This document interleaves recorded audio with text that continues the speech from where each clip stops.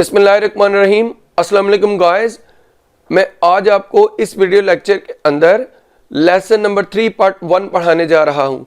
इसके अंदर मैं आपको पढ़ाऊंगा यूज़ ऑफ वाज एंड वर। हमारा यहां से पास्ट का अमल स्टार्ट होता है, पास्ट टेंस का। आपने लिखना है heading use of was and were, lesson number 3 part 1। अच्छा, अब जब आपने कोई भी एक्सरसाइज पढ़ना होती है तो सबसे पहले आप उर्दू में पहचान सीखते हैं, उर्दू वाले सेंटेंसेस की समझ हो, फिर हम उसकी इंग्लिश कर पाते हैं। आप इस मकसद के लिए लिखिए उर्दू में पहचान, ये हेडिंग है।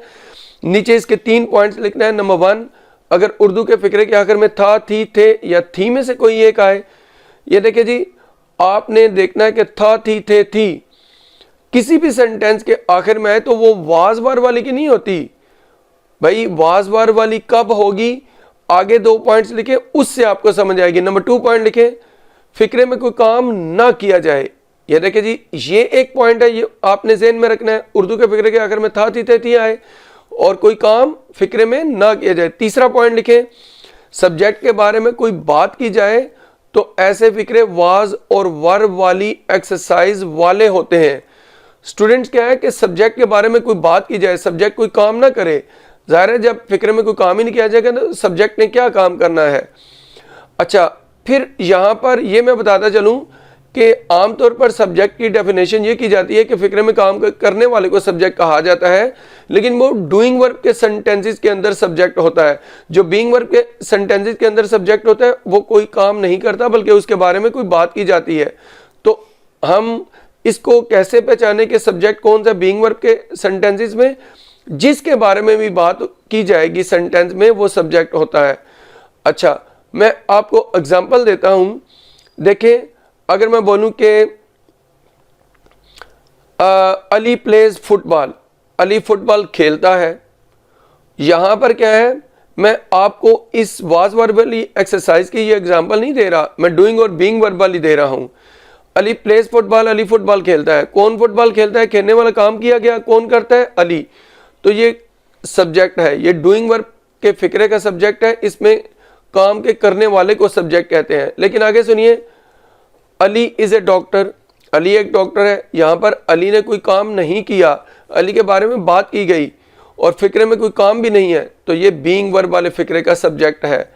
अच्छा, अब अगली बात पे आ जाते हैं कि अगर मैंने आपको बताया कि बीइंग वर्ब के जुमले के आखिर में था, थी, थे, थी आए, अब उसकी मिसाल ले लेते हैं।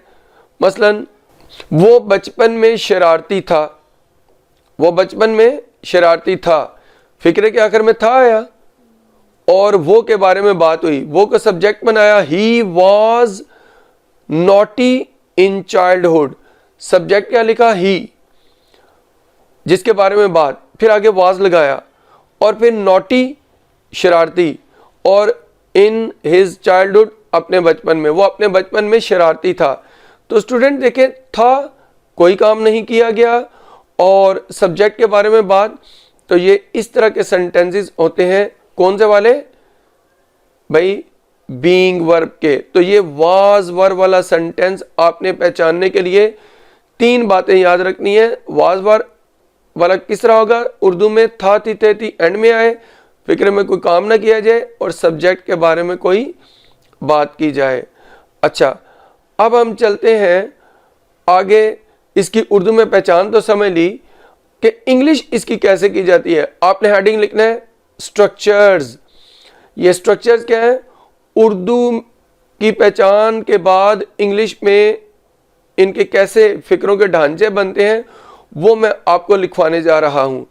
तो आपने लिखना है सबसे पहले अफर्मेटिव स्ट्रक्चर। अफर्मेटिव स्ट्रक्चर क्या होता है, पॉजिटिव सेंटेंसेस का जो स्ट्रक्चर होता है उसे अफर्मेटिव स्ट्रक्चर कहते हैं। आपने लिखना है subject plus was and verb plus rest of the sentence. Student देखिए, सबसे पहले सब्जेक्ट जिसके बारे में बात की जाएगी, फिर वाज या वर। अब वाज किधर लगाना है, वर किधर लगाना है, ये बाद में मैं आपको नोट लिखवाऊंगा स्ट्रक्चर्स कंप्लीट होने के बाद।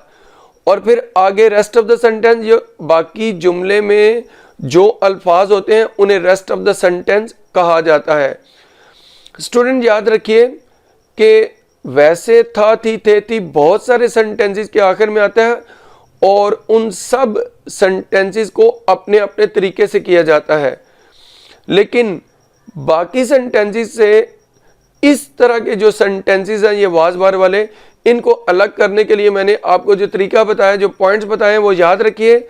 यानी फिक्रे के आखिर में थाती तेती आए, सब्जेक्ट के बारे में कोई बात की जाए, फिक्रे में कोई काम न किया जाए, तब वो इस एक्सरसाइज वाले सेंटेंसेस होंगे। अब आपने क्या करना है कि सबसे पहले एग्जांपल ले लेनी है। आपने सबसे पहले एग्जांपल लिखनी है, तुम बचपन में मेहनती थे।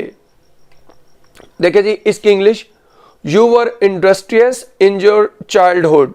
अब देखें, तुम, इसके बारे में बात है, वो यू आ गया सब्जेक्ट, यू के साथ वर आता है, ये लग गया।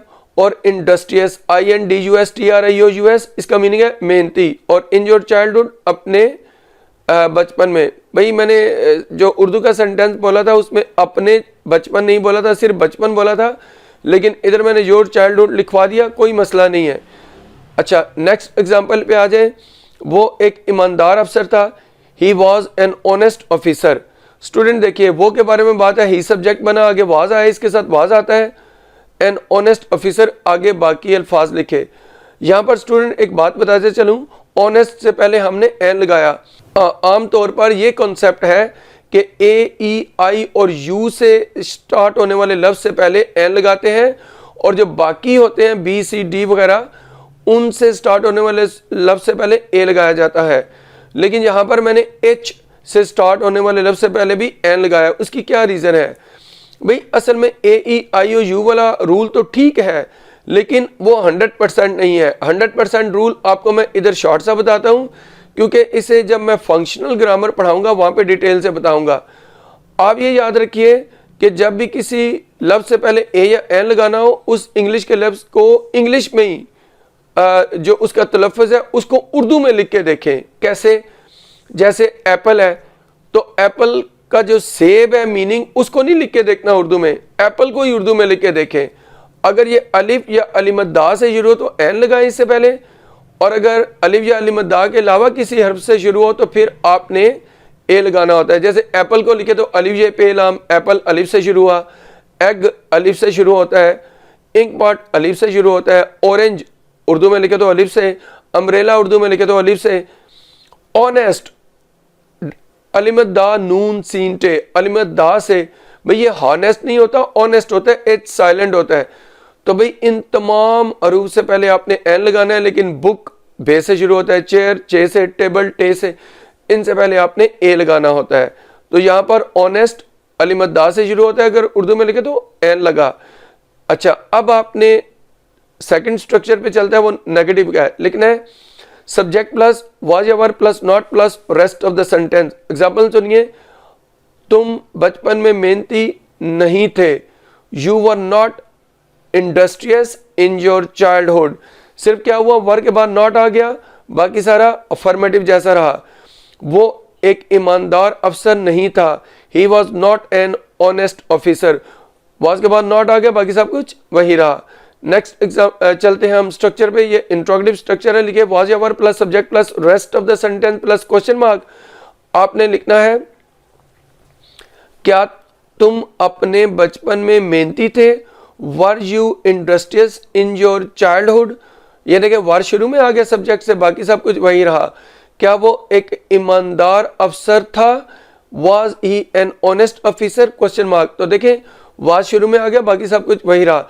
इंट्रोगेटिव सेंटेंस बनाने के लिए वाज या वर को सब्जेक्ट से पहले ले जाते हैं। अब आपने डबल इंट्रोगेटिव सेंटेंसेस का स्ट्रक्चर लिखना है, लिखिए वाई व्हेन वेयर या हाउ प्लस वाज या वर plus subject plus rest of the sentence plus question mark. Student देखिए, सबसे पहले अगर वाई व्हेन वेयर या हाउ इनमें से कोई एक आए उर्दू में, यानी क्यों, कहाँ, कब, कैसे, तो पहले इनकी इंग्लिश करना है, फिर वाज या वर जो सब्जेक्ट होगा उसकी मुनासिबत से वाज या वर, फिर सब्जेक्ट, फिर रेस्ट ऑफ द सेंटेंस, फिर क्वेश्चन मार्क। एग्जांपल सुनिए, तुम कल क्यों उदास थे, why were you sad yesterday. Student देखिए, ये तुम की बात है, सब्जेक्ट वही हुआ यू, लेकिन क्यों की इंग्लिश सबसे पहले वाई आई। सवालिया जुमला है, इंट्रोगेटिव सेंटेंस है, तो यू से पहले वर आया, यू के साथ वर लगता है, और यू के बाद सैड और यस्टरडे। एक और सुनिए, वो तुमसे नाराज क्यों था, why was he angry with you. देखे जी, क्योंकि इंग्लिश वाई आई, फिर वाज और ही सब्जेक्ट है और एंग्री विद यू आगे बाकी सेंटेंस लिखा गया। स्टूडेंट यहाँ तक उर्दू में पहचान, इंग्लिश में स्ट्रक्चर और आपको मैंने एग्जाम्पल लिखवाई। अब मैंने नोट लिखवाना है कि किस सब्जेक्ट के साथ वाज और किसके साथ वर आता है। आपने लिखना है was equal I, he, she, it and singular noun and were equal we, you, they and plural noun. Student यानी अगर सब्जेक्ट आई बने, ही बने, शी बने, इट बने, सिंगुलर नाउन बने यानी अहमद अली, बॉय, गर्ल, तो फिर आपने वाज लगाना होता है। अगर सब्जेक्ट वी, यू, दे या प्लूरल नाउन क्या, बॉयज, गर्ल्स, टीचर्स, स्टूडेंट्स, तो फिर आपने वर लगाना होता है। स्टूडेंट ये सब कुछ इधर तक मैंने आपको बताया। अब मैंने आपको एक और बड़ा इंपॉर्टेंट पॉइंट बताना है, गो कि इस पर्टिकुलर एक्सरसाइज से रिलेटेड वो सिर्फ नहीं है, बल्कि मैं ओवरऑल बताने लगा हूं कि एक सेंटेंस के अंदर एक और कम से कम एक और ज्यादा से ज्यादा 4 वर्ब हो सकते हैं। मैं ओवरऑल इंग्लिश की बात कर रहा हूं। अच्छा, एक होते हैं हेल्पिंग वर्ब और दूसरे होते हैं मेन वर्ब। अब इनमें डिफरेंस कैसे आपने फिर करना है। जब तो एक ही वर्ब होगा किसी सेंटेंस में तो आपने उसे बोलना है कि ये मेन वर्ब है। अगर किसी सेंटेंस में 2 वर्ब है तो फर्स्ट वाला हेल्पिंग और सेकंड वाला मेन वर्ब होता है। और अगर 3 वर्ब्स हैं तो जो दोनों पहले हैं वो हेल्पिंग और थर्ड वाला मेन वर्ब होता है। और अगर किसी में 4 वर्ब है तो पहले तीनों हेल्पिंग और फोर्थ वाला मेन वर्ब होता है, यानी हमेशा लास्ट वर्ब मेन वर्ब होता है। आपको एग्जांपल देता हूं, आप ये सुनिए कि आई गो टू कॉलेज डेली, मैं कॉलेज रोजाना जाता हूं, इसमें सिर्फ एक वर्ब है गो, तो यही मेन वर्ब हुआ। ये इस एक्सरसाइज से रिलेटेड नहीं है, मैं ओवरऑल बात बता रहा हूं। अच्छा, अब सुनिए next example, he has gone to college, वो कॉलेज जा चुका है। हैज और थर्ड फॉर्म गॉन, ये 2 वर्ब हुए, हैज और गॉन, हैज हेल्पिंग और गॉन मेन वर्ब।